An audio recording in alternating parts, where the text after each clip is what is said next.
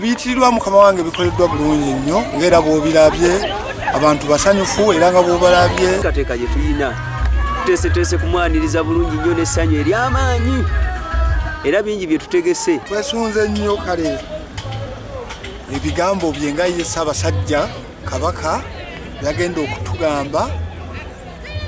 Tumwebaza nnyo n'obuyambi bw'atuwadde nga okutujjanjaba nakyo tukyeyanziza nnyo.